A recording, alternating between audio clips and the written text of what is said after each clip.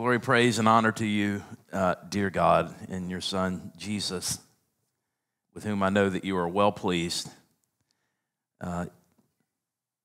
Christ, you are indeed worthy of it all. Every thought, every inclination, every attitude, every action, every word we speak, you are worthy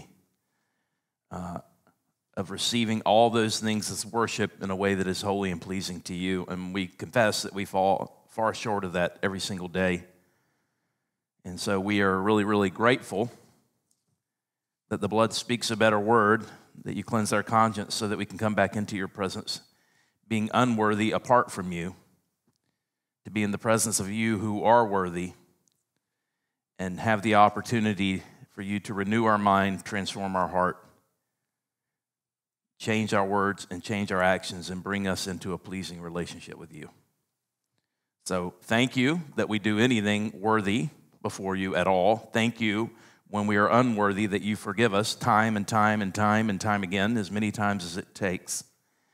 And thank you that a bunch of unworthy people, apart from the blood of Christ, can gather together in your presence today and hear and believe and receive and obey and tune our voice or tune our minds into your voice. And I pray that that indeed is what would happen today through this teaching. In Jesus' name, amen. When for many years, I'm going to talk about sermon titles. Just will be a little warm-up talk. For many years, I try to be really clever about my titles, right? And I would use like one word, and it was really cool because it would be like one word, and it was kind of intriguing. But then I would realize like 3 months later, you couldn't remember what sermon was what based on the title because the word was like, it was cryptic and nobody wanted to go through and listen to it. So then I began to use phrases, and then I started running out of words and running out of phrases because so many of the themes repeat themselves. So now I just kind of title it whatever. I don't care anymore that much. But occasionally I have a clever one. And this week, early in the week, when I was really getting prepared, I came up with this really absurd sermon title called Paying the Preacher or something really like that. It was kind of crude, not crude, but it was kind of crudely planned, right? And then as I began to work on the message and really refine it, I realized, wow, this isn't a funny message about paying the preacher, which is what I wish it was.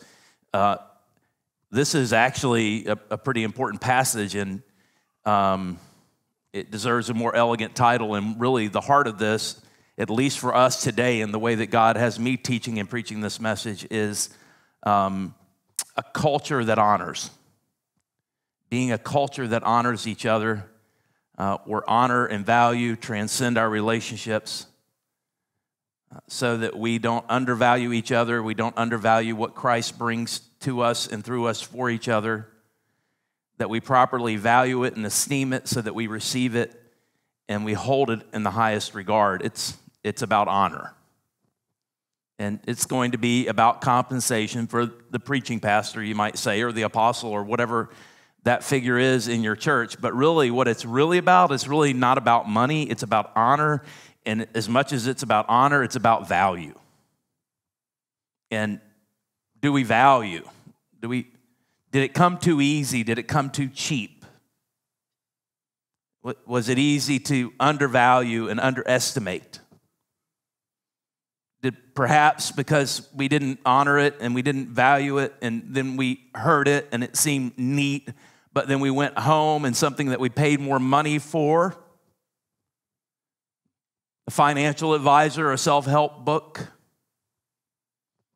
a PhD we received in whatever, that is what held the gravity for us, and that is what we set our minds and our hearts to, and that obviously didn't lead us in the right direction. And this simple little phrase that was given to us by the man of God on Sunday morning could have changed everything, but we didn't honor it. We didn't honor him. We didn't value it. We didn't receive it. We didn't apply it. It was right there the whole time, and we missed it.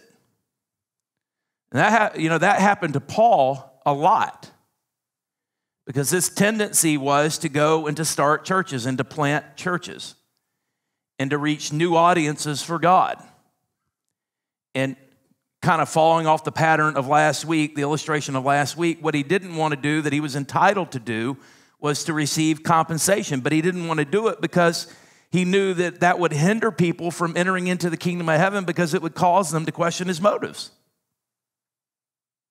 And so even though he had a right to it, he refused it. I wouldn't even say he had a right to it. It was the right thing to do. He refused it because he didn't want to be a hindrance for those who were entering into the kingdom of heaven. The problem was the more mature among them, the stronger among them, you might say, the more dominant among them, it caused them to undervalue what he brought and to dishonor him and even to question the validity, the authenticity, and the power of what God was doing through him. And it was a heck of a position for him to be in because he wasn't arrogant. He was an incredibly humble man, but he understood the value and the power of what God was pouring through them. And so he had to fix his relationship with them so that he could fix their relationship with God. And that's kind of where we are today. We're coming off this chapter where he talked about food sacrificed to idols. He was talking to them about, you know what, you have a right to eat this. You don't have to, like if you go to Wendy's and it turns out the chili was made with meat sacrificed to idols and you didn't know it, and you didn't even care if you did know it because it was at a good price and you were hungry, like that's fine. You have Christian freedom to eat that chili up. It may not be medically wise, but spiritually you're fine. But if you go and do that and you're with a weaker believer who's superstitious about those things, who hasn't gotten the freedom in their faith, and you do it in such a way as to hinder their conscience before God, well, you shouldn't do that. And then he applies that logic and he goes in a little bit different direction with it to himself. And he says, by the way, I have a right to take money from you. Matter of fact, it's a law that you should compensate me. We're going to get into that. But I don't do it. I refuse that benefit because it's a hindrance to those who are entering the kingdom of heaven, especially the youngest and the weakest among you. And of course it is. I mean, we live in Corinth, and Corinth is like Las Vegas, New York, and D.C., and all the major cities of Atlanta combined together. And of course, like, there's patronage, and there's chaos, and there's corruption, and there are people like that are public servants that all of a sudden, like, have a compound at Martha's Vineyard. How did that happen? And so we get it. Like, why would you think that somebody's not just emotionally, verbally manipulating you to get something out of you so they could get what they wanted and to leave you nowhere? Because that's like the pattern of this world. And Paul's like, I don't want to do that. I don't need to do that, and I shouldn't do that. But just because I don't do that, don't dishonor, therefore devalue what God is doing in me and through me for you. And by the way, as you treat me, you will treat each other. And as you treat each other, you're treating God. And you're forfeiting the grace that could be yours. You are saved by grace through faith in the Word of God. The Word of God is the gospel of Jesus Christ that we receive by grace through faith by the power of the Holy Spirit. And then the good news continues to roll as God speaks to us about everything else. One good, holy idea from God that dislodges a lie in our mind can change everything. And when God gives you someone or someone's to consistently, in a way that is anointed, lead you into those encounters with God that bring that kind of a deliverance, that should be honored and that should be valued. And the number one victim of that is not the person that was dishonored or disvalued, it's ourselves. Because we didn't receive what God really had for us. We didn't honor it. We didn't know. I've seen a pattern in the church. It's this false spirituality where sometimes we think in order to honor God, we have to dishonor someone, right? So let's not use me, let's use Bobby or let's use Gabe. And they're up here teaching and preaching one day, and they did a great job, right? And it was a powerful moment, and a lot of people are encouraging them for what they did that day and how God used them that day. And man, you're doing, just encouraging them and praising what God did through them, and maybe handing them $100, something like that. You can do that, by the way, if you want. And I ain't Paul. And then somebody else will come along and go, yeah, well, that wasn't him, that was Christ in him. You better watch out. You better be careful. He's going to become arrogant. And we think we have to dishonor them to properly honor God. And it's jealousy, it's envy, it's dishonor, and it's sin. We honor God when we honor those that God brings into our life. And we want to be a culture that does that. I don't want you to simply honor me and the people who teach. That is of primary importance because that's the specific topic today. But I want you to honor your elders, and I want you to honor the women, and I want you to honor the children, and I want to honor you. I want us to be a culture of honor. I want us to, when I'm in the best place for teaching, I stand here, and I don't look at who's not here. I look at who is here, and I can't believe that you would show up and listen to me again. I'm incredibly honored. And when I say that, I don't really say things I don't mean. I'm not saying that I couldn't lie because I have, and I probably, you can always tell a liar because they say they don't lie. And it's no, everybody lies. If you don't lie, you're a liar. But when I say that, I really mean it. And last week and the week before, when parents come to me and they're like, hey, will you dedicate our child on our behalf? That's an incredible honor. It really is. You're letting me lend voice to probably one of the most sacred things that you'll ever do. So we want to be a culture that honors. Now, that's not the direct topic, but I think that's the message from God to us today.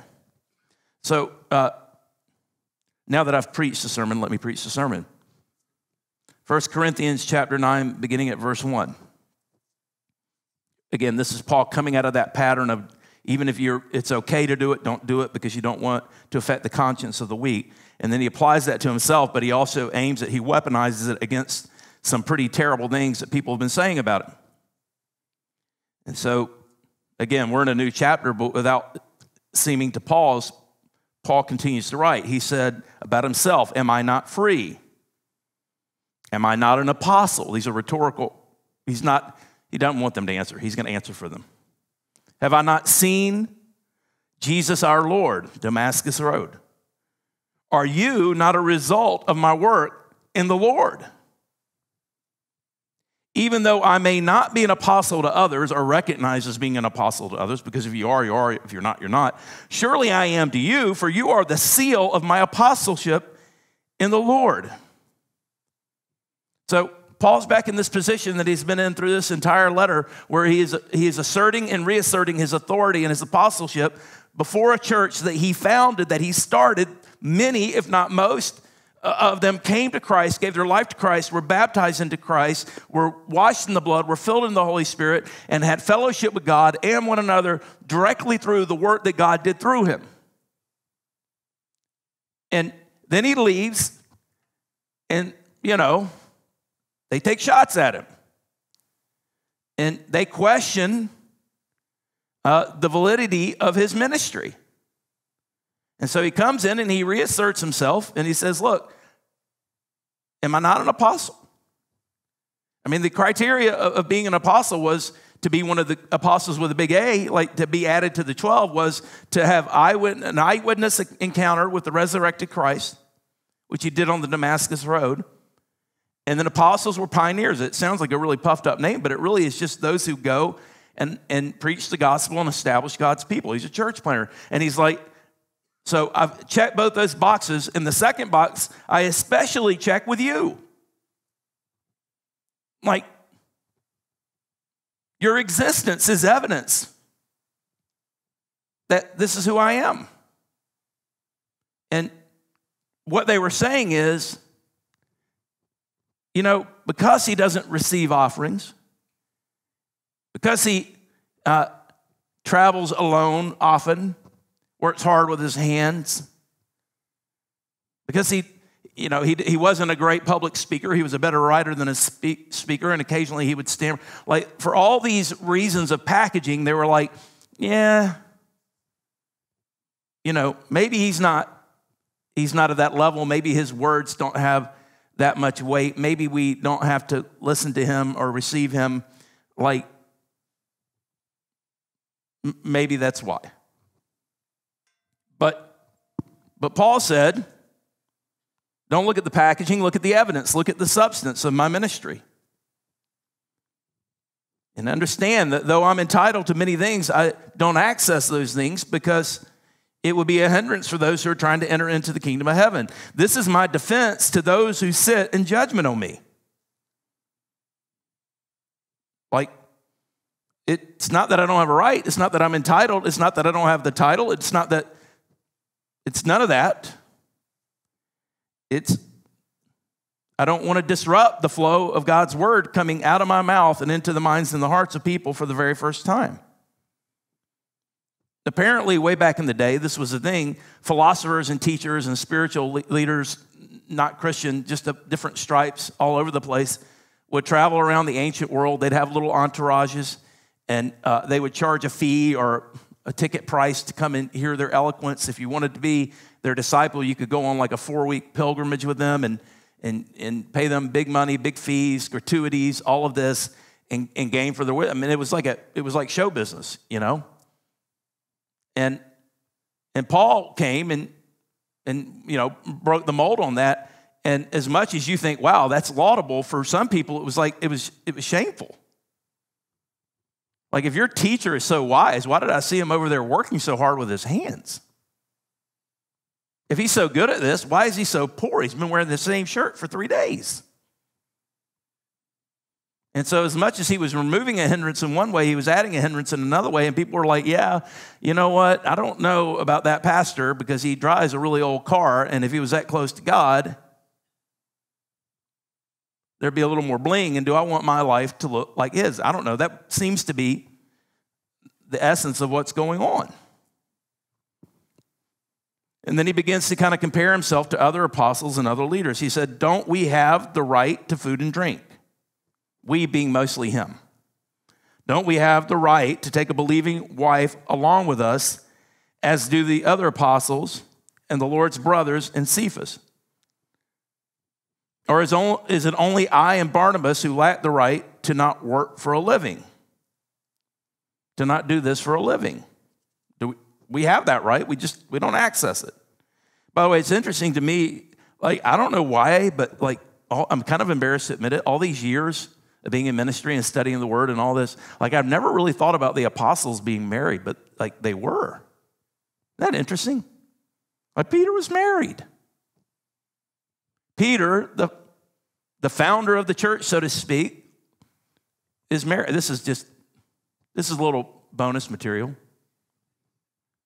So in the Catholic Church, the Pope and everyone under them takes a vow of celibacy, and they're building their church or their hierarchy on the apostleship of Peter. But if they came to Peter, he'd be like, nah, I'm going to have me a woman. You guys are nuts. And so you have this whole, isn't that something? Like, Peter's like, I'm going to have a wife. I mean, by the way, over 1 million priests around the world, right? Over 1 million. And all of them with a vow of celibacy. Like, what could go wrong? Just asking for trouble. Sorry, I had to have my Catholic moment for the week. I keep waiting to get in more trouble for that, but I haven't yet.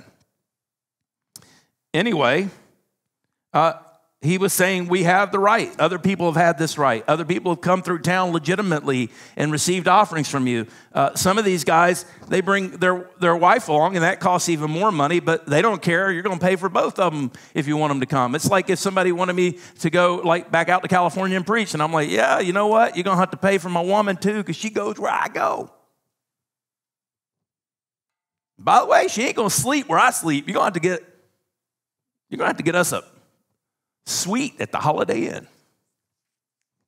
And she ain't going to eat what I eat. You're going to have to get, and by the way, I'm entitled to that. If you honor me, you honor my wife. The two are one. If you value me, you value her. If you want us to come, you pay us to come. We deserve to come. And not only do we need money to come, we need money to take care of our family. And if you want me to be devoted to the Word of God and the Spirit of God and the ministry of God to bring life-saving words into your presence, then put your money where your mouth is. And for the most part, many of us either take nothing or take much less than we should. And now reading this, and I'm sure, Paul had the same thought. Maybe that was a mistake. Like, maybe that wasn't the best thing for them.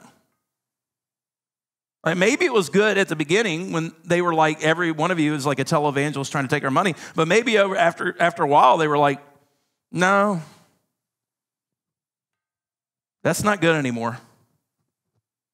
Like, it's dishonorable, it devalues, it minimizes, and it takes away the impact or the value of the ministry that God pours through them and, of course, many others. Then he continues with the rhetoricals, and it's pretty obvious. Who serves as a soldier at his own expense? Who plants a vineyard and does not eat its grapes? Who tends the flock and does not drink the milk? Like, who does this? Like, this is on a bigger level, but, I was a business major, econ, and then I was a businessman. Wasn't a very good one, but I understood it pretty practically. And then I got into this church planting thing, and I started doing like business plans and plans for, getting the church started, just some basic ideas of what it was going to cost. And it didn't take me very long to realize that the business model for a church is absurd. Like, where else do you go out and you take on hard costs, like you sign a lease, you pay people, you put your own, it's an investment just like anything else would be, and your revenue is based on the mood of the people sitting in front of you on a weekly basis. Like, it shouldn't work. Many times it doesn't work. And so who would do this? Who does this, right? And that's what Paul's saying, like, who does this? Like, not many people do this, but I'm doing this, and there's a reason I'm doing this, and don't worry about me. I'm not actually acting like a victim. This really isn't about money. This is about honor, and it's about value. And it's about the culture that God is creating around us. You might say that he's taking the illustration from the chapter before, and he's, putting it on steroids through his own illustration. You might say what he's also doing is explaining to people why he doesn't receive compensation, why it seems that he's undervalued, his reason for doing it, right? Like, I don't want the perceived corruption. He's also correcting them for not maybe being more insistent or perhaps developing attitudes that this isn't worthy of support, because he's also preparing them for the future when God may call and anoint someone among them, and he's like, hey, what you did with me probably isn't going to be the thing to do forever. It's probably not a wise path forward, and it's not even, by the way, in obedience to the Scriptures. He says, do I say this merely on human authority? He's aiming at the portion of his audience that might undervalue these things. Doesn't the law say the same thing?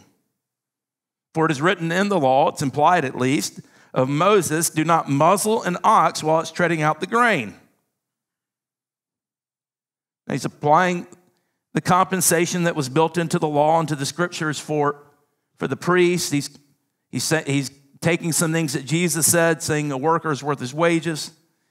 Perhaps the lifestyle Jesus put forward where you take nothing with you. If people support you, they support you. If they don't, they don't. You move on to the next town. He's he's conglomerating a lot of scriptural things, but he's raising this to the level of law. Like, this isn't my authority, it's God's authority. This isn't my word, it's God's word. This isn't my logic, it's God's logic. And it's not just advice, and it's not just wise, it's kind of law. Is it about the oxen? He was afraid they were going to get lost on the analogy. Is it about the oxen that God is concerned? Surely he says this for us, those who lead on his behalf, doesn't he? Yes, this is what was written for us, because whoever plows and threshes should be able to do so in the hope of sharing in the harvest. There's an interesting dynamic that exists in the church in more developed countries. Often people will come into a church and they're not doing that. Like, their life's a mess, and our life was a mess, and our relationships, they were a mess, and our morality was a mess. And despite the fact that some of the richest people on this planet are big criminals, for most of us, it doesn't work, right? Like, we reap what we sow. We're not at the satanic level where, cheating on our wife and cheating on our taxes works for us, because we pay a price for that. We get into business and we deal with people shrewdly but unwisely and unethically. We typically, God loves us enough not to leave us over to our own devices. We don't do well. Even if we bring a big profit to the bottom line, when we're addicted or we're broken, and we waste it away. And so, a lot of us come into the body of Christ and we're not doing that well, relationally, materially, whatever the case may be. But, and it's not always the case. There's churches that are established in places that are just, the entire economy's ramsacked. And so this isn't 100% true, but there is a dynamic in developed countries where there is a decent enough economy that those who get close to Christ, who get their mindset right with Christ, who get their heart set right with Christ, who begin to live according to kingdom principles and apply them into their life, they experience redemption and they experience a lift. It's literally a phrase we talked about in seminary. A lot of the Pentecostal churches across the Southeast developed along the Appalachian kind of corridor in the country where there was the most poverty. And when Pentecostalism was going crazy and people were giving their life to Christ and radically surrendering their life to Christ and being filled with the Holy Spirit and being baptized with the Holy Spirit, it didn't just affect their experience with God, it affected their experience with each other and in the marketplace. And a lot of those people became quite wealthy. And because of their faithfulness to God, and He blessed them, and following the principles, it was natural, and He wanted to do something in their life. Some of the most amazing people I met that I wanted to be like when I grew up in the Pentecostal church in Atlanta that I went to were these kind of people. They owned trucking companies and real estate companies. And what I loved about them is most of the guys in that church that were of that caliber were just good old boys.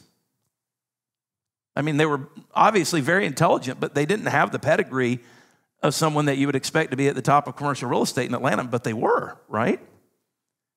And they had experienced redemption and they had experienced lift. And that happens for many of us. And I'm sure that it was happening for the Corinthians because the Corinthians are like us.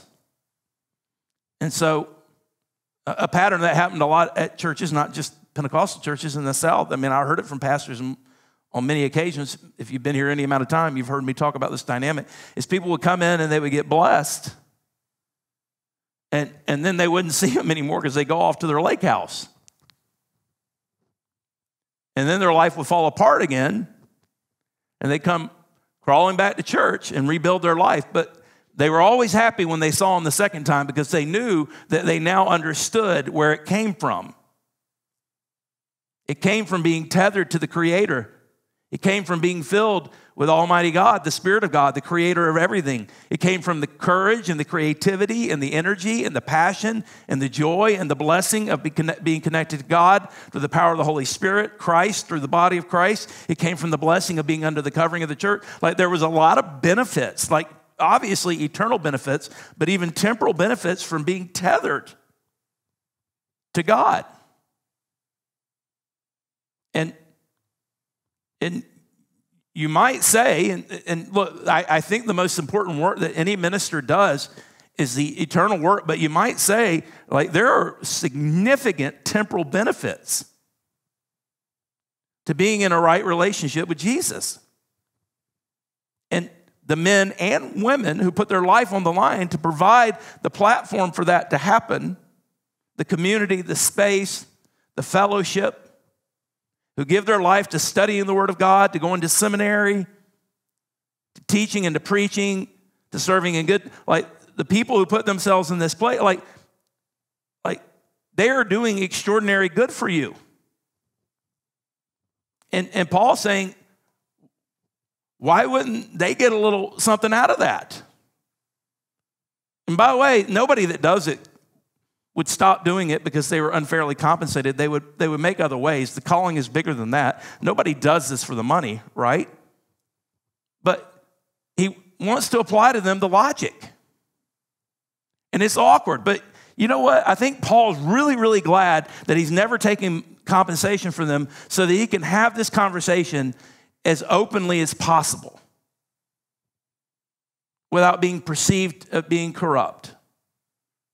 And again, I think a lot of this is preparation. And I would go to 1 Timothy 5 and what he says about how to treat those who lead you in the body, elders, especially those who teach and preach, as an example. We'll talk about that in a minute. But I think he's preparing them for what comes next. He's like, hey, there's not always going to be somebody like me around. And if I allowed you to devalue me and dishonor me, then you're going to devalue and dishonor them. And I'm telling you, like, say whatever you want. When the word of God, which is impregnated with the Spirit of God, quits flowing consistently in a community of his people, then the fellowship is going to be just that. And the significance is going to be minimized. And you're not going to have the church that you thought you had. We're going to go build this building over here. We're about to throw our cap over the wall and go do it. But you know what? Who cares if we have that building if the Word of God and the Spirit of God does not flow in that place? We'd be better off standing in the parking lot. I've had people come to me with the logic. They're like, you know what, Bryan? Why don't we put more money in staff and paying people once we have the building? I'm like, no. Why don't we make sure that we have anointed, called ministers in fellowship with us, and then let's house them. Let's give them a shelter to do their work. Because if God isn't calling and anointing people, pastors, youth pastors, kids church directors, worship leaders, discipleship directors, elders, deacons, at all to minister and serve in the body, then we can build a building, but we don't have a church. Let's make sure we have something legitimate and worthy of being housed, right? Otherwise, what are we doing here? Let's go to another church where it's actually really happening. I thought about that one time. It was in kind of a dry spell, wasn't very close to God. I'm like, wow, what if I don't do this anymore? I've never considered myself talented. I think I'm gifted. Talented means you're just naturally good at it. Gifted means that you're spiritually gifted. The problem with being gifted is if the Spirit doesn't show up, then you're just a guy standing there. I'm like, what if I can't do this anymore? I'm going to have to go find a church to tell all those people to go to. That might be my last act. If there isn't anyone around us that's been called and anointed to lead it, right? Anyway, moving on. He's using the analogy of the oxen. And he's presuming a certain level, I would say, of redemption and lift. And he's telling them, hey, don't dishonor it, don't devalue it. He goes on to say in verse 11, if we have sown spiritual seed among you, is it too much if we reap a material harvest from you?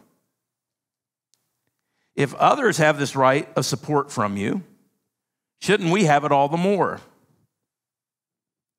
But an important point, but we did not use this right. We didn't assert it. We didn't insist on it. On the contrary, we put up with anything rather than to hinder the gospel of Christ.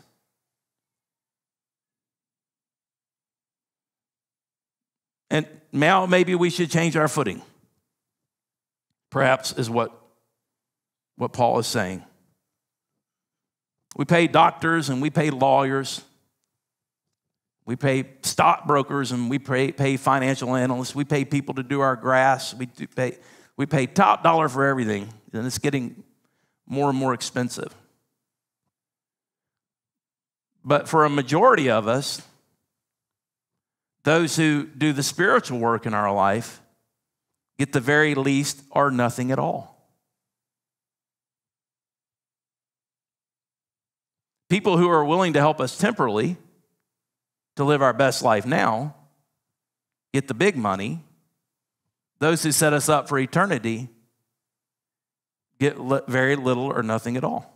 By the way, you're a very generous church. But it is true for me, and it's true for you too. Relatively speaking, that's just kind of how we value it. I think one of the areas of my life that God has worked with me the most on, and where it's a goal for me with you, is for us to take the idea of retirement and consider that like a mist, like something that might happen, but definitely won't necessarily happen, at least not the way we imagine it, and understand that eternity is a guarantee. And retirement, maybe it's good, maybe it's not good, maybe we're healthy, maybe we're not healthy. We'll probably have times we're healthy and times we're not healthy. Maybe we play 18 holes of golf and it's as great as we thought it was, although 18 holes of golf every day sounds like torture to me, but whatever. Maybe we have the retirement that we planned on. Maybe we have the pot of gold at the end of the rainbow, whatever it may be, but maybe we don't, and maybe it's not as long, and certainly it's not going to live up to the heavenly expectations we have put on it, but eternity will last forever, and it's real. And it is absurd to me that many of us would work our entire adult life to squirrel away wealth for 5 to 10 years that might be miserable and think of nothing beyond that. All our wealth is in our home, which is going to burn. It's in our retirement accounts, which we're going to burn up or give to our kids who are going to waste it. And then we're going to go into heaven, and God's going to say, what did you do with your life? I worked every day. I worked hard. I squirreled away money. I took care of my family. Yes, you did, and you even were generous to the church. But at the end of the day, look at what you left on the table when you died. Didn't you know you were going to be here forever? That's probably not going to help church growth, but I think that's something I want to work on. I think maturity, especially for those who are stronger in our faith and more mature, like maturity is grappling with and even leaning into the eternal. And so what we do now, it reverberates through eternity. Don't worry, you're not going to be like condemned. You can't be condemned when the blood of Christ covers you, but it will limit rewards. And I can't say there will be regret, but one day there'll be complete understanding about just how much we missed it before God. In 1 Timothy chapter 5, by the way, it's also interesting to me, I'll make this point. Paul has sections in Corinthians especially, and 2 Corinthians as well, but in some of his other epistles, where it's like he's on this emotional rant, right? It's very personal. You notice that? And it's like, to me, it's like, maybe this is important communication between him and the church, but how in the world does his emotional rant and his personal hurt and their hurt and him trying to work that out, how does that rise to the level of God's word in such case that it would be canonized and held on to forever? Like if I wrote that kind of letter to you, like wouldn't somebody go, you know what, that's better burnt? Like clearly Bryan was hurting and that disvalidates what he had to say. But it's kind of like God's just like, no, let him go. Like what if the hurt, the dishonor, the devalue that Paul is experiencing is synonymous with what Christ experienced, and how Paul feels is exactly how God feels? What if sometimes, not all the time, but sometimes when I rant and I show you my hurt, like what if God just lets it happen as ugly as it is because he's like, that's how I feel too? Let's keep it real. This is the word of God. This isn't a man who's just hurt. Like this is the word of God, and God is not ashamed of it.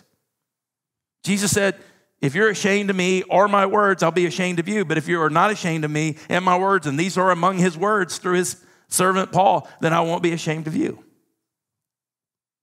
1 Timothy chapter 5 is Paul reciting to Timothy how people should treat each other in the church. And he talks about all types of people in different categories of life and how the church should take care of each other and honor each other and treat each other. And he gets to the place of elder, and he says, an elder is worthy of honor.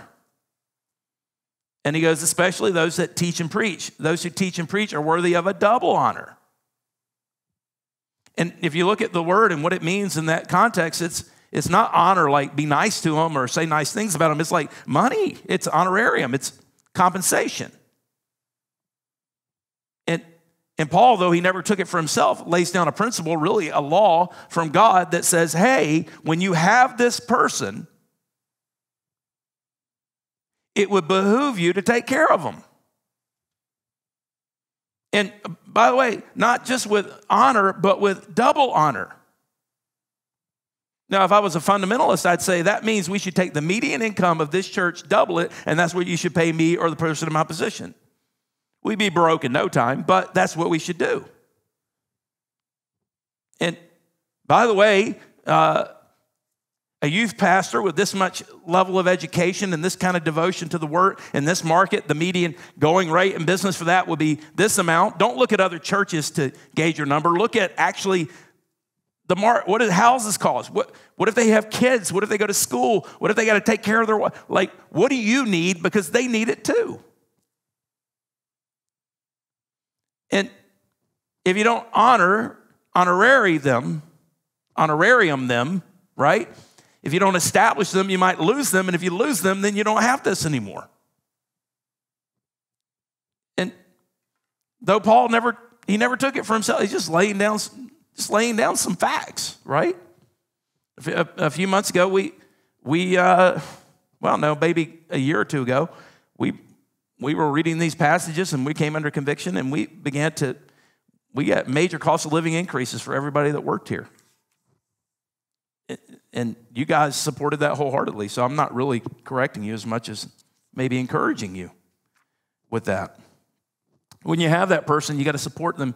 You need to establish them. When you have those people, that permeates, of course, the entire culture. But especially those that are anointed to teach and preach God's word. The main ministry of the church is the word of God. It is by grace through faith in the word of God. Occasionally I hear, I'm more into the worship. That's more my thing. That's where God gets me, is in the worship. And I love good worship. And you know what? Really good worship has lyrics that are the word of God. So it's not really a bifurcation. But sometimes people want to bifurcate it like, you shut up and let them sing. That's the way I feel sometimes too. But really, I don't think we should bifurcate it. I think it's all the ministry of God's word, which is the ministry of God's spirit. And when the music is set in sequence with the teaching, there are days where we're going to say a lot more in the music, and there are going to be days where we do more teaching like this. But if I had to bifurcate it and you said, what's more important, I'd say the word. The word is what lays everything bare before him to whom we must give an account. It is the word of God that is shrouded in the blood of Christ and in the Spirit of God that renews minds, transforms hearts, changes speech, and changes the way we live. It brings righteousness. It brings peace. It brings joy. It's the fruit. In the early church, I don't think they had the rock star worship that we do today. In the early church, you just had somebody like Paul come to town, stand on the stump, and let them know the way it was, close in prayer, and walk out of there. Maybe he laid on hands and did some of that type of ministry, which is very powerful. Prayer ministry is very powerful and a major aspect of the ministry of God's word, a major aspect, right? But that's the way it was. This is fun. We're having fun now. I'll try to minimize my words. Don't you know that those who serve in the temple get their food from the temple, and those that serve at the altar share in what is offered on the altar? In the same way, the Lord has commanded that those who preach the gospel should receive their living from the gospel. By the way, this isn't him speaking for himself. This is him speaking for those who come after him. But I have not used any of these gifts. I am not writing this in the hope that you will do such things for me. Personally, I'm out. For I would rather die than allow anyone to deprive me of this boast. And I think functionally, the moral authority that this gave Paul to teach things like this was much more important to him than any compensation that he might receive. And he probably would have said it's actually kind of essential to establish a church on the right foundation. When I preach the gospel, this is a little bit of a change of subject, but he says, when I preach the gospel, I cannot boast since I am compelled to preach. Woe to me if I do not preach the gospel. And basically he's saying, like, this wasn't about me and you from the beginning. This is about me and God. He called me to do this. He anointed me to do this. I'm accountable to him to do this. That's the way I feel.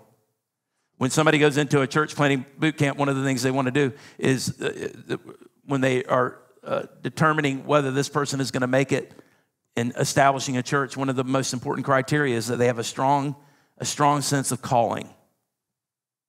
A very, very strong sense of calling directly to God to do this and to do it in a certain way. And above skill, above talent, above resources, like, are you on a mission from God? Are you like the Blues Brothers? Because otherwise you're out. You're never going to make it. And Paul was expressing the same thing about himself. He said, if I preach voluntarily, I have a reward. Don't worry about me. God has got me. He rewards me and will reward me in ways that nobody can see. So this is not about me being a victim. If not voluntarily, I'm simply discharging the trust committed to me. What then is my reward? Just this, that in preaching the gospel, I may offer it free of charge and so not make full use of my rights as a preacher of the gospel. Really, it's not about money. But where our money is, there our heart is also. It's about honor. It's about value. It's about holding the ministry that God gives us in this place with the right value and the right sanctity. And it's about creating a culture where we honor each other. Not just the man or woman of God, but all the children of God, all the sons and daughters of God, all the ways people participate and minister to each other in this body, not taking for granted the person who makes the coffee every week, not taking for granted the people who run the sound every week, not taking for granted the people who lead worship every week, not taking for granted the preacher and what he does every week, not taking for granted the people that come and sit here and receive what we have every week, not taking for granted a single check, a nickel that goes in the offering plate, not taking for granted those who minister God's word into the mind and hearts of our children, not taking for granted the men who cut the grass, not taking for granted anyone who does anything at any time in this body, because it is all sacred acts of worship. And when we bring it together and we honor it, God blesses it. So honor me, and I need to honor you, and let's honor each other, and let's value each other. And we will have a very, very powerful church. Let's pray. Heavenly Father, we love you. We praise you. We thank you for your word. We thank you for your spirit. We thank you. You leave no stone unturned, man. Like when we go through the Bible like this, like you touch on all the subjects. So glory, praise, and honor to you for that. And I pray that anything I said today that anybody needed to hear, forget all the stuff they didn't need to hear. Anything I said that they needed to hear, I pray that by the power of the Holy Spirit, you would work that into them in just the right way. And I pray that you would dislodge lies with truth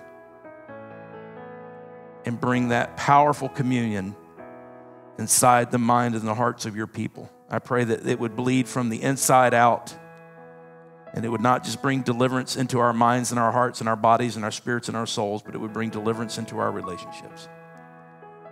Glorify yourself through this body. Honor yourself through a body that honors each other, I pray. In Jesus' name, amen.